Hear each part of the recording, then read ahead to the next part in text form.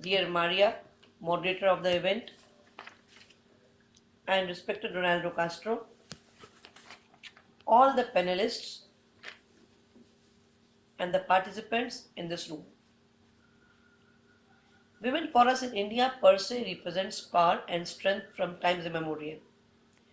But due to historical reasons in last millennium, we were stripped of this power. Today we are struggling to restore our lost glory in all walks of life, including empowerment of rural women. However, since the roots are strong, it has not been impossible and it will not be impossible task for us. The Tejaswini Rural Empowerment Program, by its very nomenclature, announces its objectives and intentions. Tejaswini really means radiating with capacity, and that is what the AFET program has ensured in the lives of some 2 lakh women in 6 districts of Madhya Pradesh in India. As you heard Rekha Pandram, it is not only about personal transformation and progress, but the saga of a silent revolution that the women has meticulously and earnestly crafted in the society that immediately surrounds her. The 34-year-old wiry framed lady from remote village would not attract a second glance if it weren't for resolute ways that are amply displayed in her mannerism. Similar to Tejaswini, a national rural livelihood program is being implemented in all the states under the umbrella of Department of Rural Development.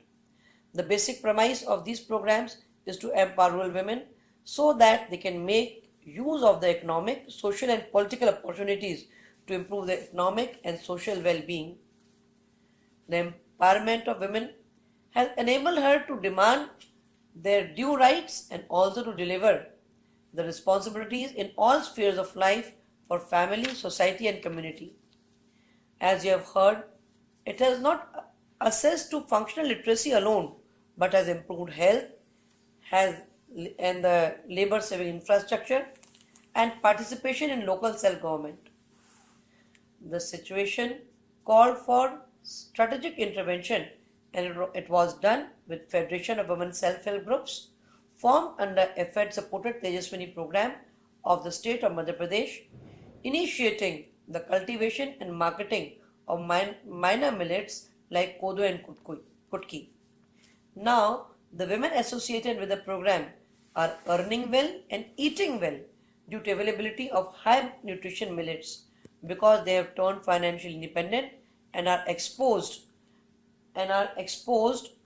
to market. The women have grown strength to strength at personal and societal level to emerge stronger and more determined.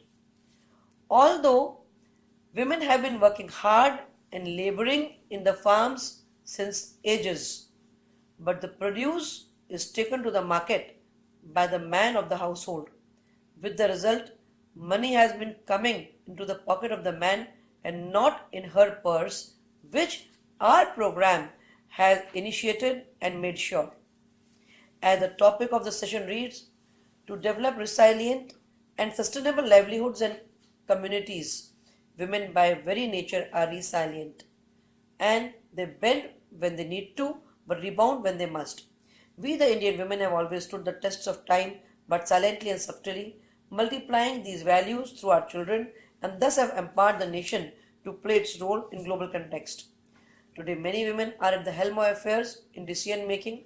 We had a woman prime minister, we had a woman president, at present our external affairs minister is a woman, and the presiding officer of the parliament is a woman.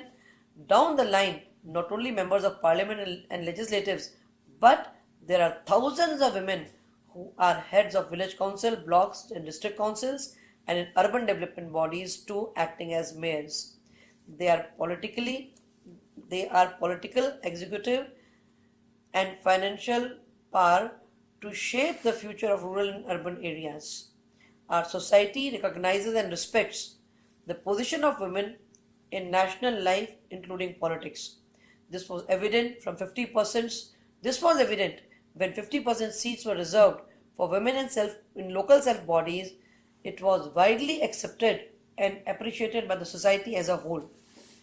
Recently, our Honorable Prime Minister addressed 6,000 women heads of village councils on the International Women's Day and posed his faith in the might, ability, and sensitivity of women in overall development of the country. We draw our strength from Queen Lakshmi Bai, who was one of the leading revolutionaries during our first wars of independence in 1857. The path of justice and good governance was shown by Queen Ahilyabai Holkar to how thousands of women like Rekha are leading from the front not only for their fellow women folk but the entire community. It's relevant to quote here our Prime Minister's speech in UN General Assembly on 25th September 2015, in which he emphasized his commitment to fulfill Sustainable Development Goals 2030, his slogan being Beti Bachao Beti Padhao, which has become the slogan of the masses in our country today. Our government is implementing a number of schemes for upliftment of women and girls in the area of health, education, skill development, employment, and also self-employment.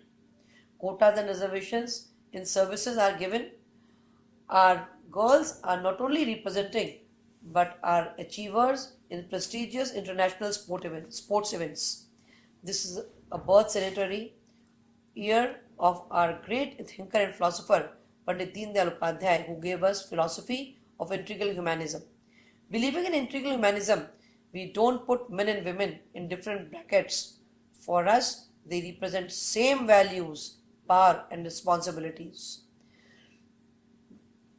The oldest written book, Rig Veda, says Manur Bhava, that is, be human with no gender differentiation.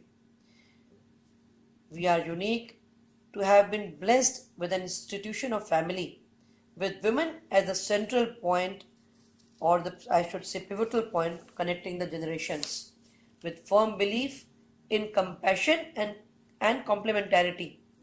Having feet in the past, heart in the present, and eyes on the future, I thank and end up saying, have you got a little kindness shown? Pass it on. It was not made for you alone. Pass it on. Let it travel down the years until it wipes another's tears, until it gives smiles everywhere. Pass it on.